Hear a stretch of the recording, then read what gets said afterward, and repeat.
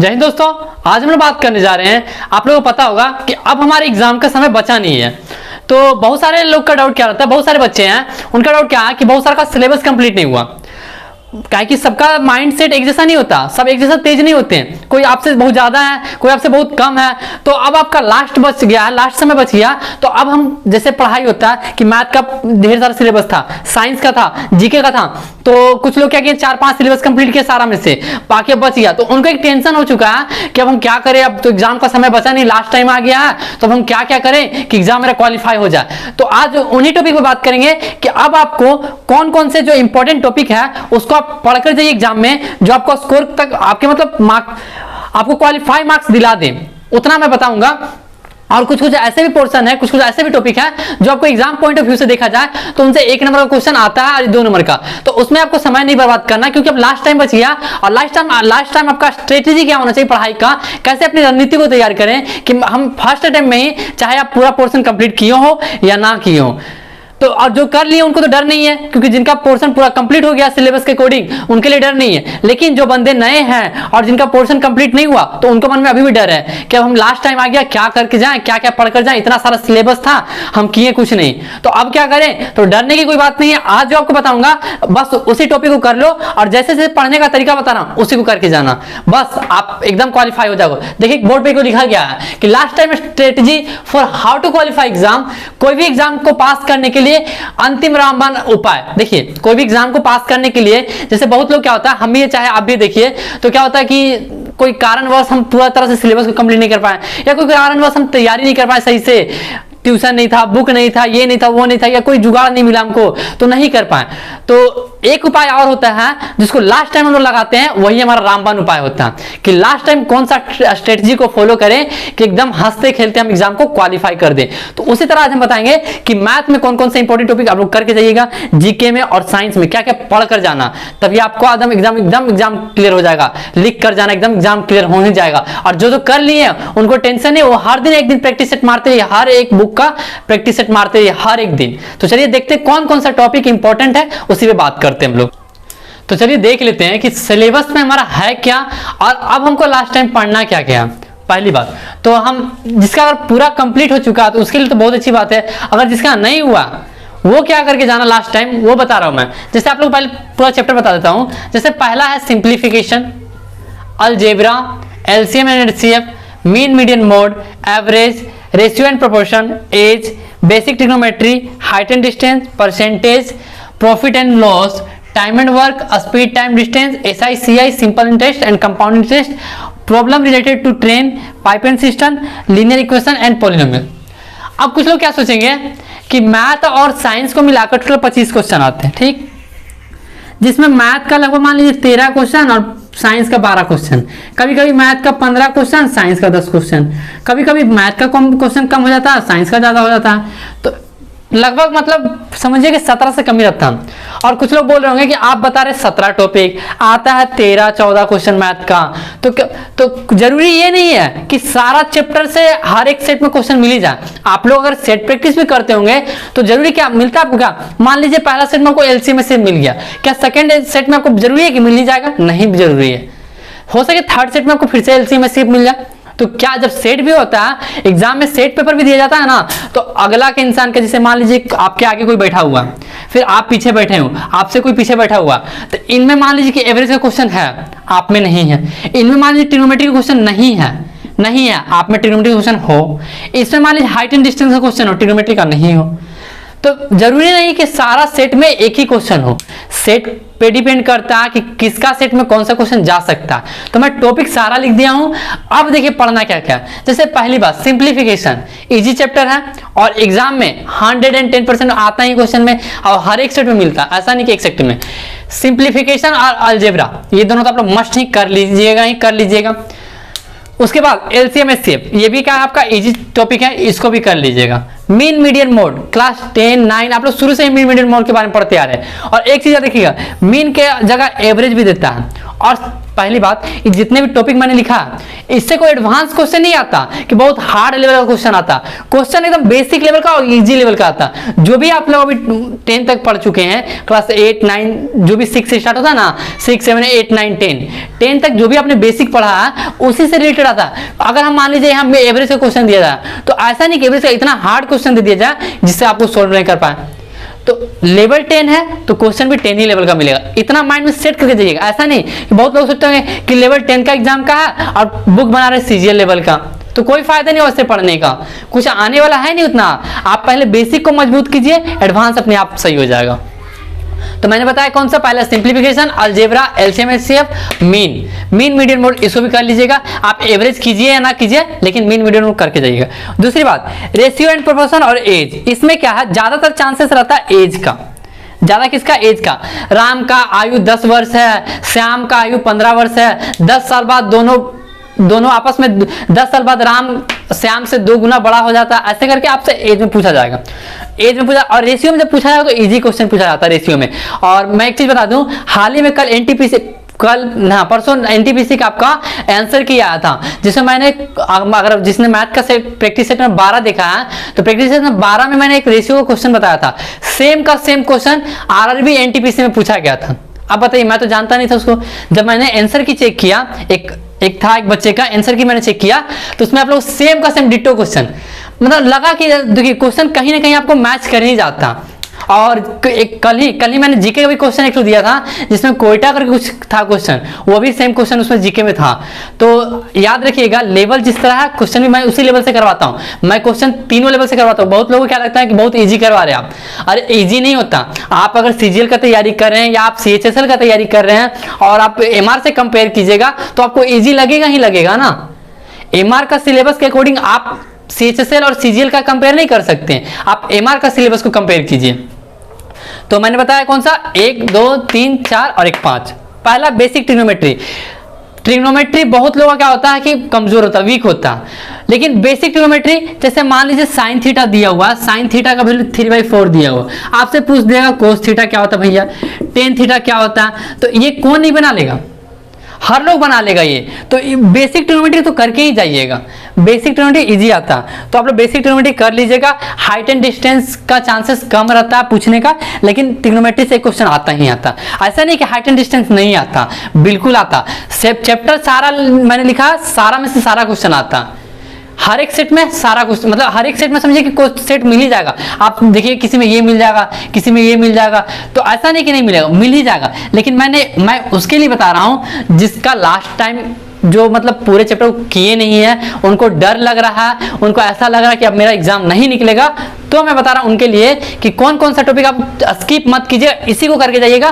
बाकी कोई topic skip करके जा सकते हैं, जैसे मैंने बताया रेशियो एंड प्रोपोर्शन को आप स्किप कर सकते हैं, हाइट एंड डिस्टेंस को स्किप कर सकते हैं। हाँ, परसेंटेज को मत कीजिएगा, परसेंटेज आप लोग कम से कम थोड़ा सा भी कीजिए, लेकिन कीजिए। दूसरा, प्रॉफिट लॉस भी मत कीजिएगा, प्रॉफिट लॉस एंड डिस्काउंट, मान लीजिए इसमें डिस्काउंट भी आता है, जो एमपी डिस्काउंट भी आपका इसी में आता है। जैसे एमपी किसी मार्क प्राइस 10 रुपया है, उस पर 5 या 2% का डिस्काउंट दिया गया, ऐसा करके पूछ दिया भी जाता है। तो याद रखिएगा, ये आपका profit loss. Time and work, speed time distance, तो आप टाइम एंड वर्क को स्किप कर सकते हैं, लेकिन यहाँ पर स्पीड टाइम डिस्टेंस को आपको करना ही करना। मान लीजिए एक ट्रेन है, चाहे एक इंसान है, 10 किलोमीटर प्रति घंटा की स्पीड से जा रहा है, टाइम ले रहा 2 घंटा, तो बताइए उसका आपका डिस्टेंस कितना कवर किया। तो इजी क्वेश्चन आता है, घबराने का नहीं है, आप लोग नॉर्मल क्वेश्चन ही करके जाइए, कोई डरने की बात नहीं, और क्वेश्चन भी इजी ही आने वाला। दूसरा बात, SICI, जो लोग SICI किए हैं उसमें से आप SI कर सकते हैं, जो नहीं किए सो सिर्फ सिंपल इंटरेस्ट करके जाइए। 2-3 फॉर्मूला है, सिंपल इंटरेस्ट का फॉर्मूला है, प्रिंसिपल का फॉर्मूला, रेट निकालने का फॉर्मूला, टाइम निकालने का फॉर्मूला, अमाउंट निकालने का, सारा का आप लोग खाली सिंपल इंटरेस्ट कर लीजिए। समय कम है इसलिए मैं बता रहा हूँ, वरना मैं तो बोलूंगा सारा करके जाइए, क्योंकि सारा अच्छी बात है, सारा कर लीजिएगा तो एकदम गारंटी के साथ एक भी क्वेश्चन नहीं छूटेगा। लेकिन ये भी गारंटी रख लीजिए कि मैं जो बता रहा हूँ लास्ट टाइम वो भी कर लीजिएगा ना, तो आपको क्वेश्चन नहीं छूटने वाला। प्रॉब्लम रिलेटेड टू ट्रेन, ये भी क्वेश्चन आता है, ये आपका सेम किसके रिलेटेड जैसा है, आपका स्पीड टाइम डिस्टेंस के जैसा, तो इसको आप स्किप कर सकते हैं। प्रॉब्लम रिलेटेड ट्रेन, कि एक ट्रेन है, एक खंबे को या एक पुल को इतना सेकंड में पार कर रहा है, तो ट्रेन का या पटरी का लंबाई कितना है, ये सब पूछा जाता है इसमें। पाइप एंड सिस्टम, ये भी आप स्किप कर सकते हैं। कि एक नल है, इतना घंटा खाली करता है, चाहे इतना घंटा भरता है, वो हो गया लीनियर इक्वेशन एंड पॉलिनोमियल। इसको आप लोग कर लीजिएगा, आप लोग शुरू में किए हैं ये सब तो कर लीजिएगा। तो कितना टॉपिक हम स्किप करने बोले हैं? पहला 1 2 3 4 एक 5 और इधर आप एक 6 और एक 7, मतलब ट्रिग्नोमेट्री 7 और एक 8 इधर हो गया आपका 9 10 और इसमें सिर्फ ऐसा ही कर लीजिए 11 और एक 12। 17 में मैंने 12 टॉपिक आप लोग बताया, 17 में मात्र 12 टॉपिक बताया। अब इसमें भी बहुत लोगों को डर लग रहा है कि मेरे पास बुक नहीं है, अब हम कहां से पढ़ाई करें, कहां से सब टॉपिक लाएं। तो भाई एक लास्ट उपाय है, एक और लास्ट उपाय है। अभी तक मैंने मैथ का 14 सेट करवा चुका है, 14 सेट 14 सेट करवा दिया और आप लोग लिख के दे रहा हूं, आप लोग निकालो 14 का 14 सेट और देखो मिलाओ कि कौन सा 17 टॉपिक मैंने लिखवाया। 17 में कोई भी ऐसा टॉपिक छूटा हो तो फिर मुझे बोलना। 17 का 17 टॉपिक लिखवाया हूं मैं और 17 का 17 टॉपिक आप मिला लो।